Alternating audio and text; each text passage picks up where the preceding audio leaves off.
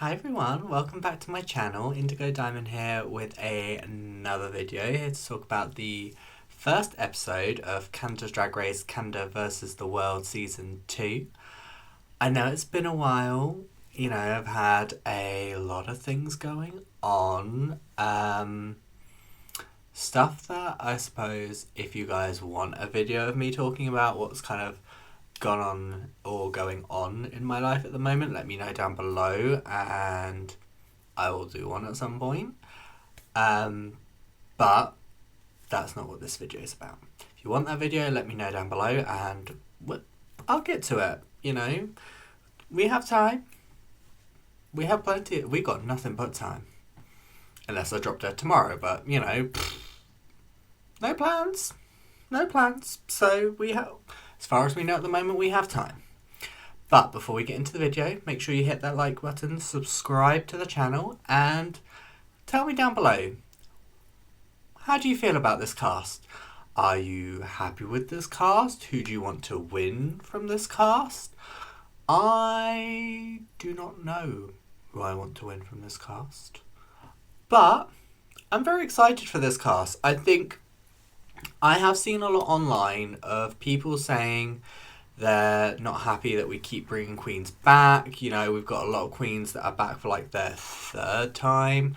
We've got people back for their fourth time at this point. And I understand what you're saying and your feelings are valid.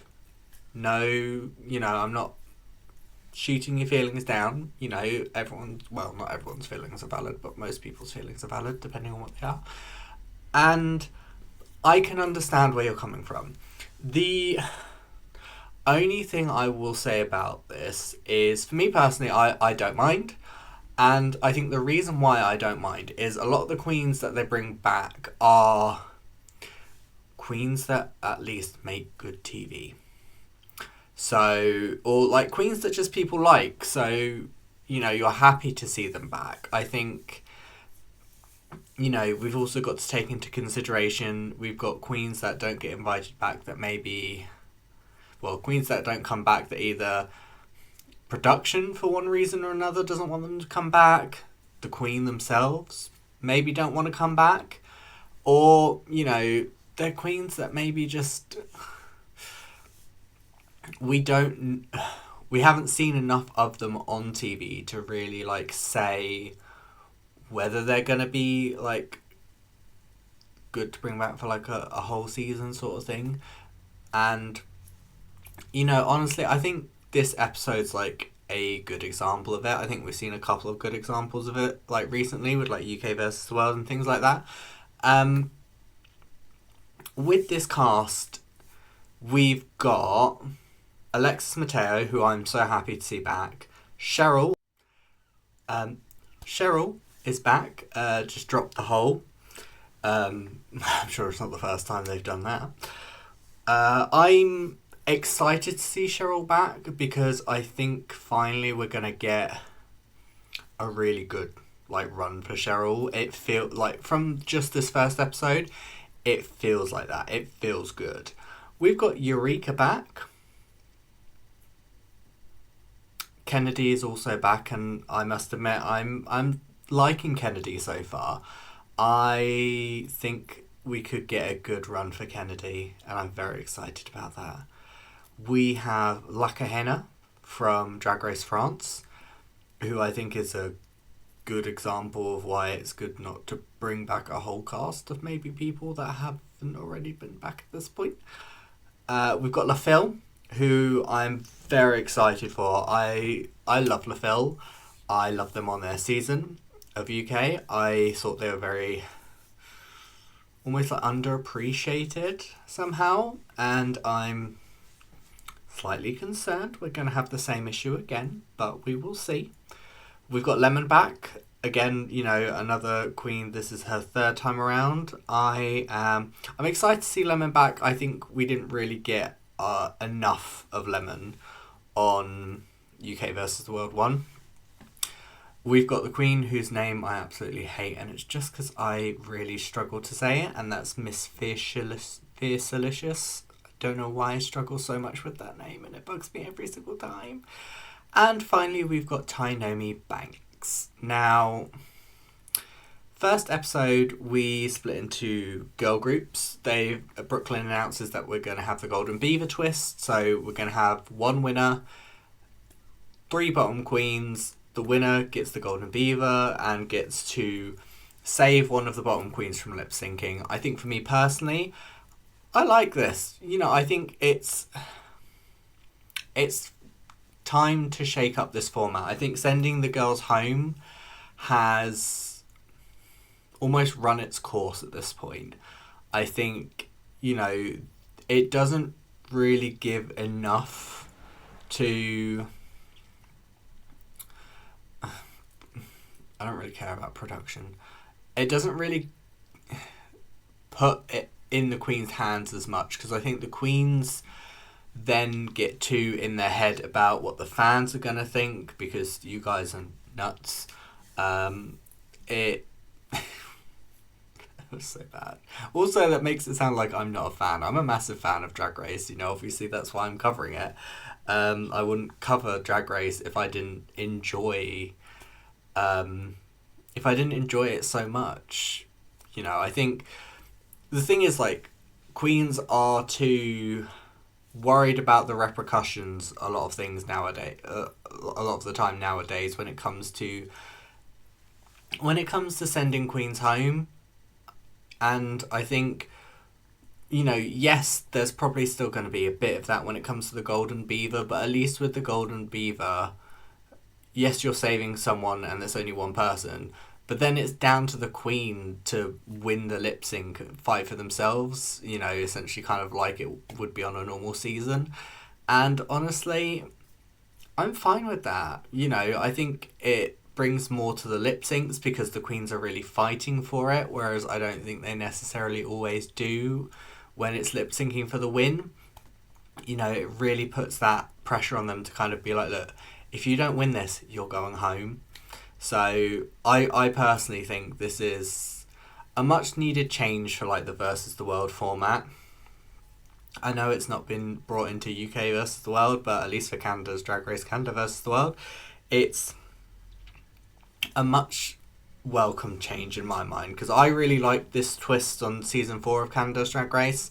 So I'm looking forward to seeing how it works with sort of relationships and that, especially considering some of the queens have worked together in the past. You've got the Canadian queens, which kind of had their Canadian alliance of let's not let a Canadian queen go home first, which worked well, didn't really need to work this episode because none of the Canadian queens were in the bottom.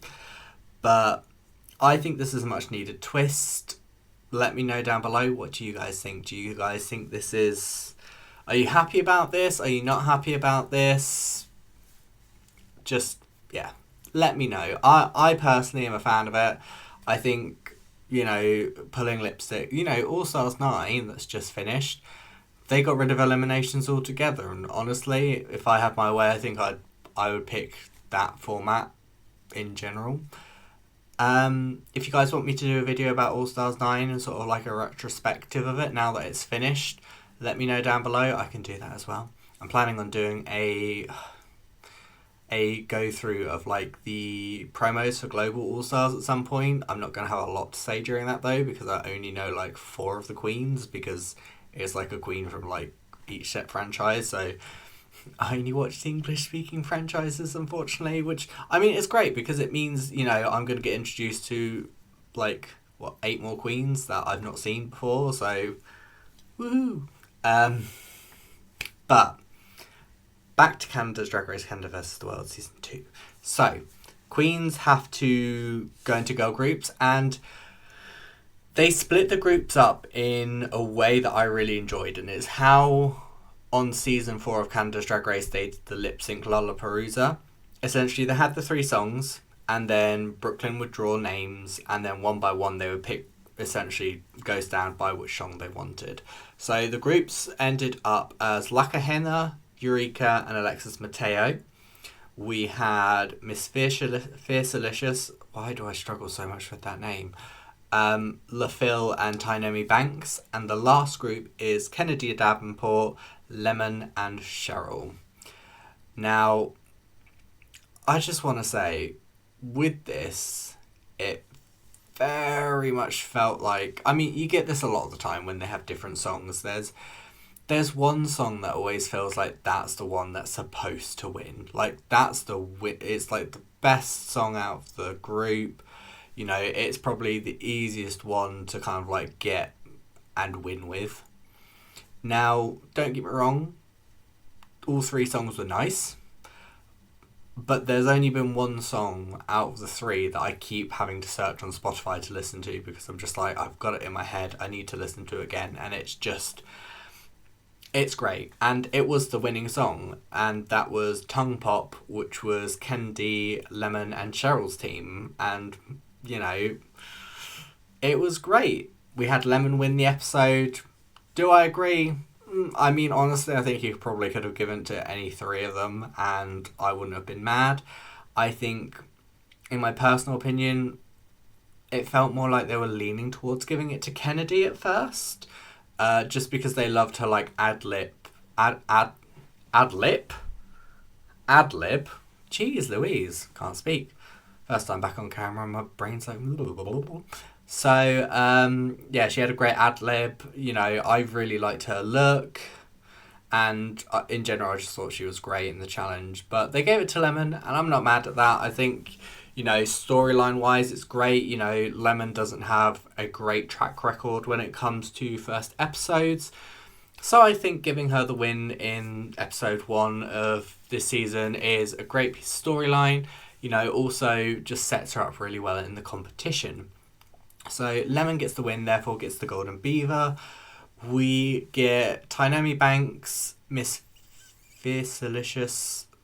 I can't wait for her to go home, but no, my luck, she's going to make it really far.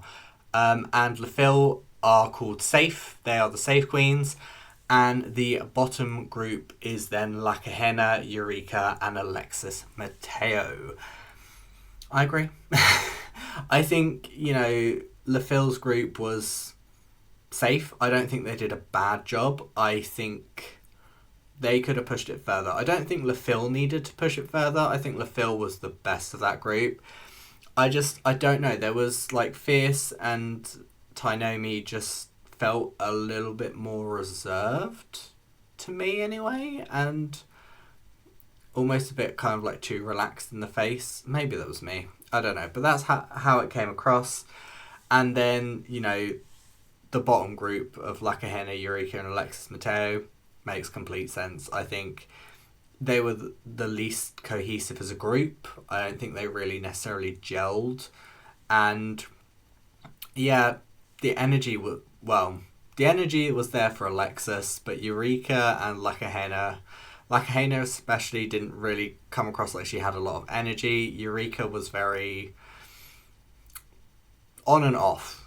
Like, how she was with the Cher musical, like, it was very inconsistent, and I think that's what put that, you know, it really hindered that group, unfortunately.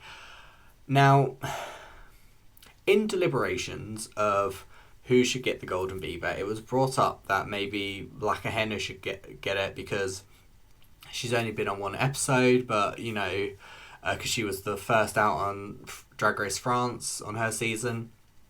And she's in the bottom with Eureka and Alexis, who have been back multiple times at this point. You know, Eureka's been on 3 seasons. Alexis has been on 3 seasons as well. Yeah. Because Eureka was on season 9. She went home because she was injured. She was on season 10, and then she was on All Stars 6. And then Alexis was on season 3, All Stars 1, and then came back for All Stars 5. Now, I understand the logic. I think it's, you know, it's one way to look at it.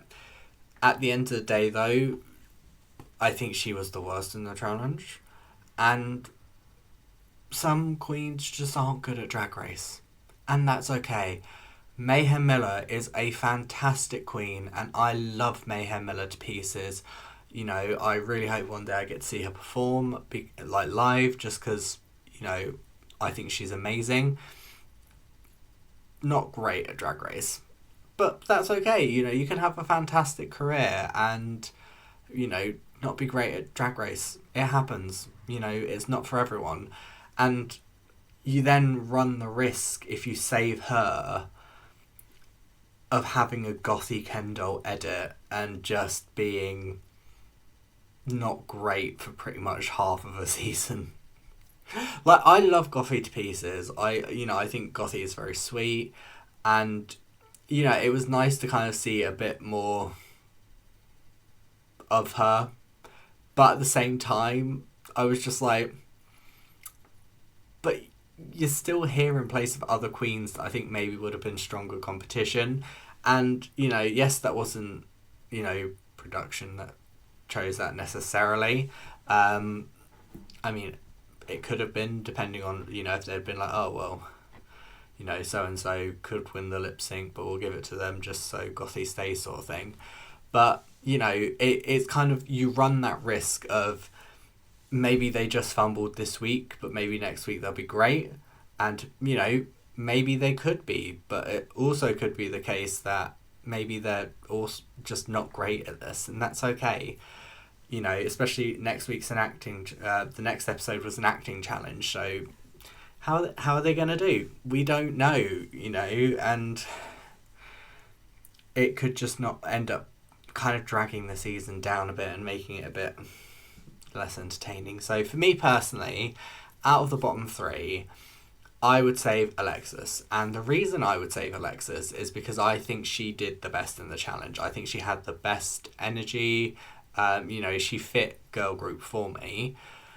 I think Kahena was the worst, and I think Eureka, being inconsistent, should be bottom two as well. Eureka just didn't want to lip sync, which also kind of irritated me, and I was like, I want you to lip sync more now because of the fact that you don't want to lip sync. And Lemon would agree with me. She picked Alexis Mateo to stay, and I think that's good. I also think, it's kind of smart because Alexis is fairly good at Drag Race. On season 3 she made it to the end. On All Stars 5, she nearly made it to the end, and she did quite well in some of the challenges. So saving Alexis, it could come back in Lemon's favour in the future. Now, I can't remember what the lip sync song was. It was one of the guest judges' songs. I thought the song was nice. I would not have picked it for a lip sync song, because it was, I don't know, I think it was just difficult for them to kind of like find almost like the rhythm of the song and stick to it. But it was fine. It happened. I was there. And the outcome of the lip sync is that Eureka wins. Now, yeah, sure. I mean, out of the two, I don't really know Kahena. I know Eureka at least can do well in some like acting and comedy challenges. So for me, having Eureka stay makes me kind of go, okay, so we might get some good things going forward. It's a shame to see Kahena go, but like I said, sometimes you're just not meant for Drag Race. And hey, she made it onto Canada's Drag Race, Canada vs. the World Season 2. She's going to get a bit more exposure to some of the rest of the Drag Race audience, like me, who doesn't watch the non-English speaking seasons. And I know what you guys are thinking. Just read the subtitles. I'm sorry, I really can't. I'm like a really, really slow reader to the point where I would literally need to pause, read it, play, and then do this like rinse and repeat. And I just feel like you can't do that with Drag Race. Like, it just wouldn't work. So maybe that's just me. Maybe. But let's get into... We're going to go over the looks. We're going to go over the looks. Because why not? Why not? I mean, yes. Let me sat here in my t-shirt, go through Drag Race looks and be like, this was good, this was bad, I didn't like this, because that makes so much sense. So let's start, we'll go alphabetically, it just makes more sense, with Alexis Mateo. So I love this look. I think this is probably one of the best looks that Alexis has ever worn on Drag Race. I have no notes. I adore this colour. I just think it looks fabulous on her, and what more can you say? Next, we've got Cheryl. I definitely think this is elevated for Cheryl. I'm hoping maybe because I know on UK versus the World 1, there were some like critiques on her like runway package, and I think from memory there was rumours that she didn't get as much time. So I'm hoping she got more time, but she definitely seems like she's stepped it up, which I'm really happy about. I think this look I liked even more when Brooklyn told Cheryl to kind of like actually put it more like around her shoulders as opposed to on top. I think it made it that much better. Eureka's, I did not like this. I loved the crown, so like, you know, neck up, I thought this was great. I didn't get that it was supposed to be an elephant, even after she told me. I really didn't get that the pink was supposed to make it an elephant. I don't like the fact that you can see her bra. I don't like the fact that I feel this feels really weird to say considering this is Eureka. I don't think the proportions are right on this. Like if you just look at her legs and like where it goes from the like bodysuit to her legs, it just, I don't know, something seems off, but I'm just not a fan. Next we've got Kennedy Davenport serving classic pageant. I think she looks great in this. I love this colour. I think it's gorgeous. I'm not a massive green fan, but I think, you know, the green flowers work with this as well. I love how she had a little purse that she was fanning herself with. I love this look. I think this looks amazing. Up next, we've got Kahena. I don't like this look. It's a lot of black, and it's a lot of sort of like sheer black, which I think looks a bit weird when you've got then like a solid black like pant, which doesn't look very flattering, and you've got this like corset body bit on top, which again, it doesn't look very flattering. It doesn't look like it really goes together as like a whole cohesive thing. And then you've randomly got a green scorpion. You know, I know she said this is supposed to be referencing like her culture and that, which is great. You know, I think you can reference your culture and you can do it really well. You know, Plastique on All Stars 9 was a really great, you know, example. I apparently couldn't remember that word. It was a really great example of that. I think Le Phil, which we'll get to in a minute, is also a really great example of that. I just don't think this was it. Up next, speaking of Le Phil, we've got Le Phil. Now, I love this look. So this is a lot of time when you see like Chinese parades and stuff like that, you will see like, well, like the New Year's parade, you get like the red dragon, you know, is usually like loads of people underneath it.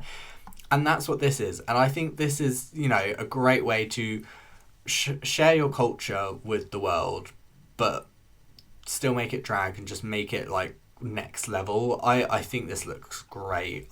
Again, no notes. I wouldn't change it. I just think it looks amazing. Up next, we've got Lemon. I think this is fine. It's not my favourite look that Lemon's worn. I think my least favourite part about this, again, is the bodice bit at the top. I think where it's very... I'm trying to think of what word. It's very sturdy. And because she doesn't have boobs and she doesn't have anything in there, it looks weird when she moves. And I don't know, it just kind of brings me out of it. But it's cute. I'm not sure. Up next is, I'm just going to refer to as Fierce. It's probably going to save me getting frustrated at myself every 5 seconds. Now, this is a reference to her, what everyone refers to as the prolapse dress from her season that she created. This is like a prolapse gown. I love the silhouette. I could have done without all the like red orange bits on it. And I know those are kind of like her referencing the last outfit. I just think it would have looked so much better without that, personally. And last but no means least, we have Tynomi Banks. Now, This to me is definitely a step up from her season. I'm just not sure that I actually like it. I like the top. I like from like the waist up, but I don't like. Tell a lie. I like the waist down. I don't like the waist down with the bit from the waist up. Maybe that's just me. I don't know. It just looks a bit weird to me. I'll put it up. I mean, the pictures I'll probably put up, like, what, over here? But, yeah, I don't know. It just looks... I'm not a fan. I love from the waist up. Waist up, great. Waist down, I don't know. Also looks like it could have done with a steam. I say here, in a top that I've never ironed because I don't iron. I have an iron. I have an ironing board. I just don't iron. But, yeah, I think, honestly, my favourite look of this episode is Alexis Mateo's. I think that's my favourite one. I'm going to say it. That is my top look of this episode. That is all from me today.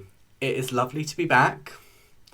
Like I said, lots going on. If you want to know more, let me know. I'll do a video just talking about me. Sorry, I'm not sure about that. I don't know why it keeps talking. Because I'm not saying the word to get it to talk. Are you trying to ruin my video? Sabotage. Yeah, lots going on. If you want to know, let me know down below. I'll do a video about it. But great to be back. Let me know down below, how did you feel about this episode? Did you like it? Do you agree with the winners? Who do you want to win the season? I don't know who I want to win the season. But it's only been one episode. Everything could change. But it's not very long this season, is it? I think it's only supposed to be like 6 episodes or something, but there's only 9 queens, so. But yes, let me down Let me know down below, who would you like to win? What you thought of this episode? What do you think of the cast in general? While you're down there, hit subscribe, click the like button, and I will see you lovely, lovely people next time. See ya!